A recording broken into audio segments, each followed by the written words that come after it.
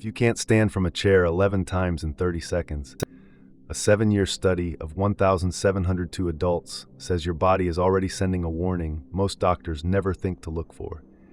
You can find out in the next 5 minutes with no equipment.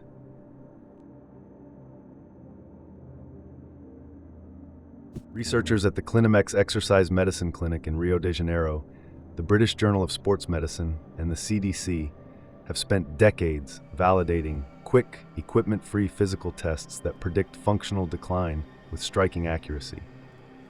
These aren't gym assessments. They're clinical tools now used in geriatric screenings worldwide.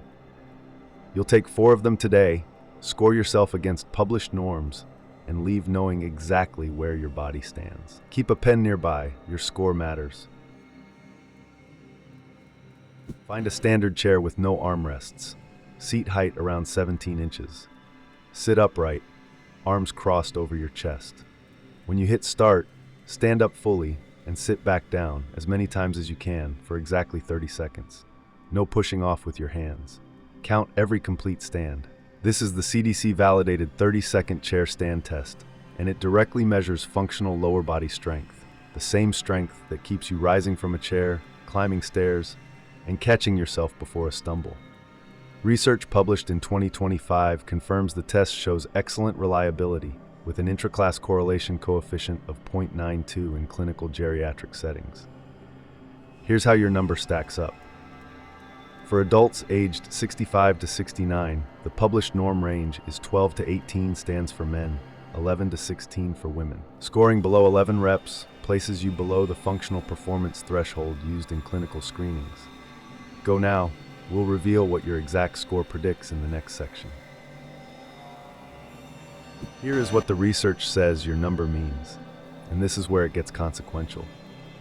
A 2024 study confirmed that the chair stand test effectively identifies older adults at risk for functional decline, with performance below 12 stands indicating reduced physical function warranting clinical attention, independent of age or sex. The CDC norm tables specify that for men aged 70 to 74, fewer than 12 reps places you below the functional benchmark. For women in the same bracket, the threshold is 10. But here's what the headline numbers hide. The test is not only measuring leg strength. Performance correlates with overall physical function, balance, and critically, how you are classified on clinical frailty scales used in hospitals worldwide. Those classified as frail carry twice the rate of disability compared to non-frail peers in observational research. Your score is not vanity data. It is a window into your physiological age, and the next test makes that picture even clearer. Stand near a wall for safety. Lift one foot, either one, and hold it off the ground for 10 full seconds, eyes open.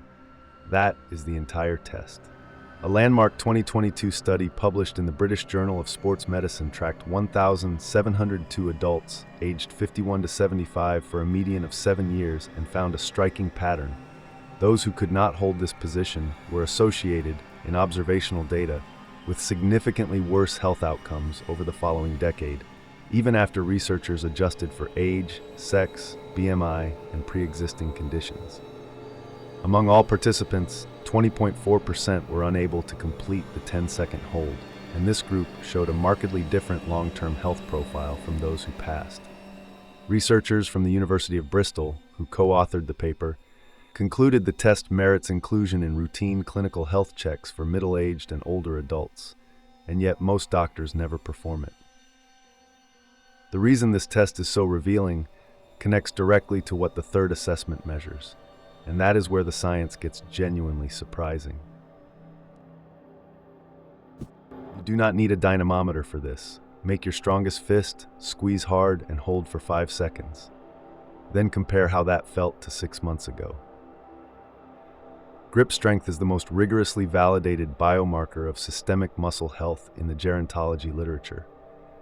A 2024 meta-analysis published in Scientific Reports, drawing on 42 studies and over 3 million participants, found that grip strength is consistently associated with overall physical function and independent living capacity across older adult populations. A separate 2025 review in Frontiers in Medicine identified grip strength as a more sensitive indicator of physiological aging than systolic blood pressure. For men over 65, clinical thresholds typically cite weakness below 26 kilograms, for women below 16 kilograms. But the absolute number matters less right now than the trajectory. A grip that has measurably declined over the past year is a signal your overall muscular system is losing ground faster than expected, and that is trainable. The final test brings all of this together. This is the most demanding test today and the most revealing. Stand barefoot on a flat surface. Lower yourself to sit cross-legged on the floor, using as little support as possible. Then rise back to standing, again using as little support as you can.